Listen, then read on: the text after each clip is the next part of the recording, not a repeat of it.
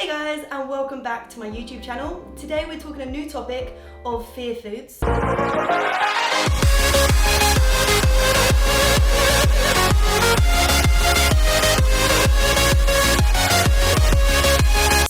During recovery, lots of people still have certain foods that they avoid because they fear that they're going to have them and then binge on them. Now, my personal opinion, the reason this happens is because people are not seeing the food for the nutrients, they're seeing the food for the numbers. Now, lots of people have fear foods such as peanut butter, probably the biggest one I hear about, avocados, dark chocolate, and the things these all have in common is their fats. So naturally, they're higher in calories. People who have documented their food or logged their food for a long period of time on MyFitnessPal are so used to seeing numbers when they see these foods that they think, oh my God, it's gonna send me over my macros, over my calories. We have to change that way of thinking, guys. It's not about the numbers, it's about the nutrients that you're getting from these foods. Avocados is full of health benefits, same as peanut butter, same as dark chocolate, all fats for that reason.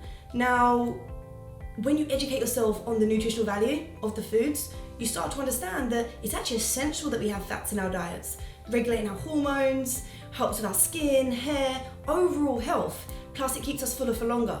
So it's really important that we have a balance of 100%. macronutrients. It's about the amount, isn't it? Like Yeah. moderate. Knowing that you can have them and that you should have them for overall health, because this isn't just about losing body fat and looking a particular way, it's about feeling healthy, happy, satisfied, and achieving our physical goals. So for yourself, Abby, this is something that we've been talking about as of recent. What would you say that your main trigger foods were? My main trigger foods were, that aren't now, is the pre-flavoured rices. It's not that I thought if I had them I was going to binge on them, it was more like, well, it's more like still learning to realise that no food's good and bad. So I would see like brown rice is good and then pre-flavoured rice not good. And if I eat that one, then I'll gain weight. That's what I have in my brain. And like certain vegetables, because I struggled so badly with my digestion when I was binging, I remember how I felt then, and I feel like if I have that, then I'm going to feel like that again, but it might not be. It's only because of the amount I used to have, like, and it's all in my brain. And it's about knowing how much to have, when to have it, to get the positive benefits from the foods. Now, what we mentioned about the rice was, okay, it might be slightly higher in calories, but such a minor amount that we don't need to even acknowledge. Like, it may have a little more fat in it, a little bit more of carbs. It's okay to have variety. It's not like, brown rice, it's fuzzy. Yeah, and it's about changing our mindset to it's not good and it's not bad, it's fuel. Like, that's what all food is. 100%. All food serves a purpose if we're having it in the right way and in moderation. So it's okay to have white or brown rice, absolutely. It's okay to have flavoured rice. Yes, the calories might differ depending on what flavour, but it's such a minor amount that if everything else is on track and you're training hard, your body's not even going to react to it. And I think that food still fuels you at the end of the day, isn't it? It's still rice at the end of the day. It's still a good carb. It's a whole food. It's a whole food. Just because it's got a bit of flavour in it, it's not bad, And this is what I encourage my clients, is to eat whole foods 100%. And to try different recipes, different seasonings, spices, and different ways to cook the food to make it more interesting. It doesn't have to be super bland. No. You don't have to hate the meals that you're eating. It's a lifestyle. Exactly. It's something to be enjoyed. And when you're satisfied, you're less likely to binge. And I think so that's what I mean. Like, I love eating the same food. Like, I'm pretty simple when it comes to food. But like, just changing that rice makes the complete difference to my meal because it's got a tiny bit of flavour to it. Yeah, and it's still it's still a fueled meal. It's just that I have a pre-cooked. And then now I can have more variety. So one day I'll have the coconut one day I'll have the tomato and basil one day I'll have the whole grain one, because I like whole grain. It's about knowing what works for your body. Like, if you have a super spicy one, you might notice that you feel bloated that day, and that's okay, because that's how your body responds, and then you can avoid it in the future. Or you can, solve the root of the issue and correct your digestive system. So, it's not about being fearful of the food, it's about knowing how much to have. All food is serving a purpose and fueling your body when had in the right amounts at the right time. I also think it's like trial and error, and just, I think, like, for instance, right, I get scared still to have certain vegetables, because if you know my story, I used to like binge on vegetables really badly, and it really completely ruined. More so because your mind is pattern matching how you felt when you overindulged in vegetables. Yeah. That what we're now doing is incorporating different vegetables and in moderation, and the more that you can do that and not get that horrible feeling in your system because we're not binging. Fine. Do you know what I mean? And then that becomes a healthy pattern that we have formed rather than that, binge pattern. Yeah, so like one of mine was broccoli. I thought, I can't have broccoli because that's going to really muck up my digestion, but I'm never going to know that unless I try it again and trial it. And then that's what you said, it's like, right, okay, let's add in some broccoli. So I had broccoli, I had it, I was scared the first day, I was like, oh my god. Then I had it again the second day, it's not so bad. I had it again the third day, my body looks the exact same, so I was worrying for nothing. And that's the thing, like, you can't just go through your whole life and never eat fear food, because then you're never going to get fixed. And the fact of the matter is, if you tell yourself that is a fear food, like the word in itself is giving you fear, right? You're naming it a fear food. So when you do have it, which life happens, at some point you're going to have peanut butter. If that's your fear food, at some point you are. And if you are so anxious, stressed and worried about having that food, as soon as you do, you're going to be straight into your emotional thinking, feeling out of control, can't think logically, and most likely to binge. So you have to overcome them within time. It just takes time. I mean, I've got to be honest, like some foods I'm not ready for, like not yet, but there'll come a time. It just takes time, and just trust in yourself. I think, like, just trusting yourself around food. I think for yourself, I feel like you don't have foods that are fear foods. You have foods that don't respond well with you. So like crisps, you know that you didn't feel good when you ate them or when you binged on them. So now they're not serving any nutritional benefit to your life. No. You can go without them because you like the foods that you are eating day to day. So the thought of having them I just don't want point. them. It's not that I'm fearful of them. It's You just that I generally them. I just don't want them, because it's not like it's a fear food. It's just that crisps for me, I just remember the feeling of having them, and I don't want that feeling again. It's not that I'm fearful of it. It's just that I just don't want it. And I'm not saying it's a bad food either. I'm just saying that's just for me.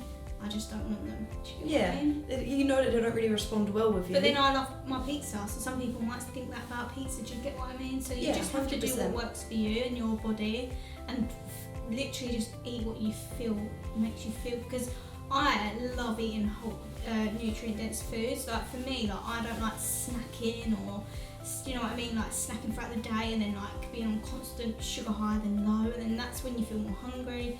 I love eating nutrient dense foods. I don't feel like anybody enjoys the vicious cycle of snacking, never feeling fully satisfied, craving sugars and dropping. If you think that you enjoy that, you don't, because it doesn't give you any satisfaction at any point, because you're constantly left unsatisfied and you're never full, you're never fueled.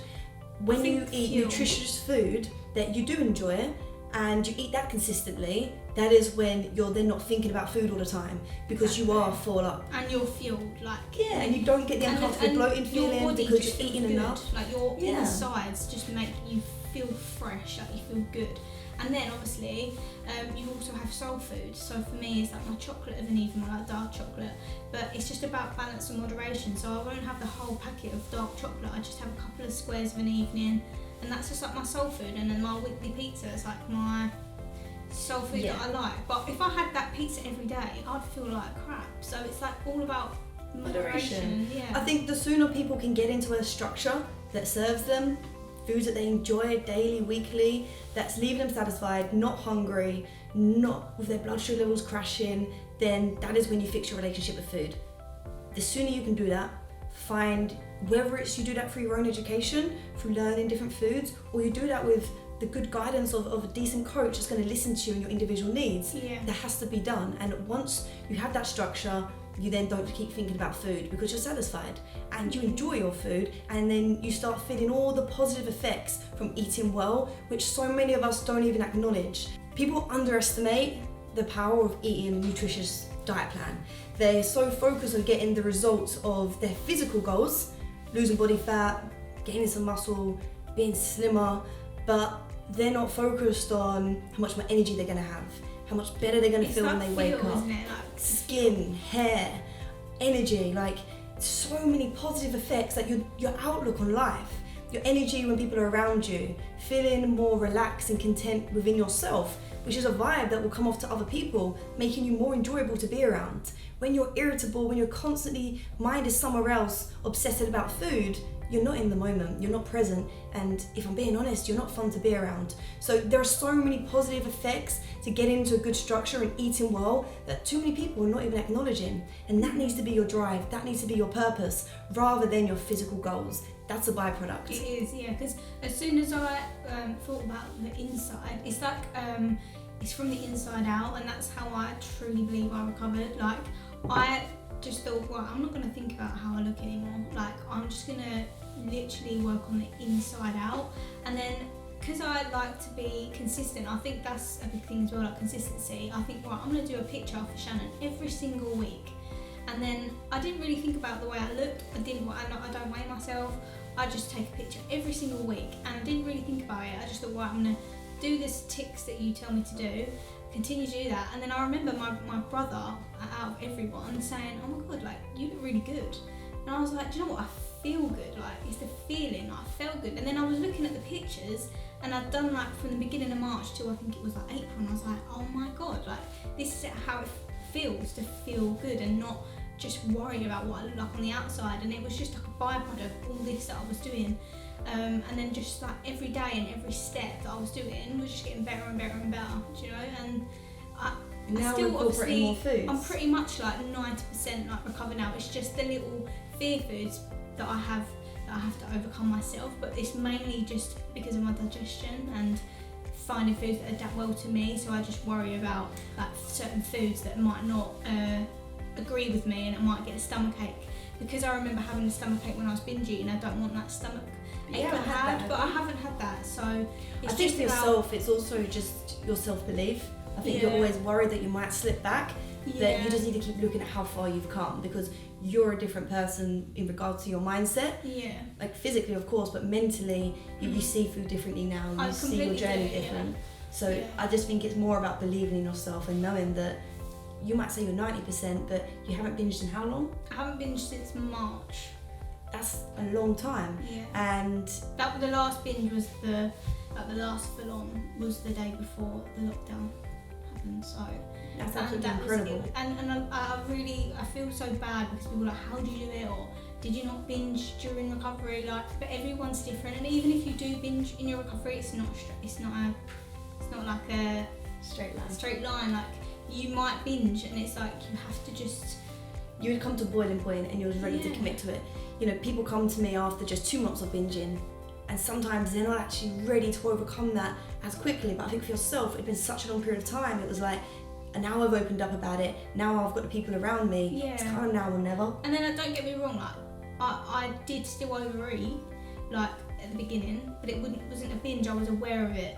So instead of being out of control, when I would overeat, I was aware of it. And then each week I was like, well, because I'm more aware of it, then I'm not going to overeat, I'm just going to be satisfied. And each week just got better. And the more you progressed and saw the positive changes, then the more motivation that you have. And the more I kept going, so yeah. So at first you just have to make that decision to make a change, and it gets easier and easier as you get into your journey, because you then become happy with how you look, how you feel, that's the motivation to continue to get going.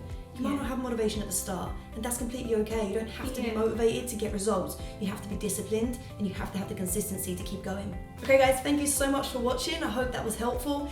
And remember, whatever stage of the journey you are at, you can get to a happier, healthier place. There's light at the end of the tunnel. 100%.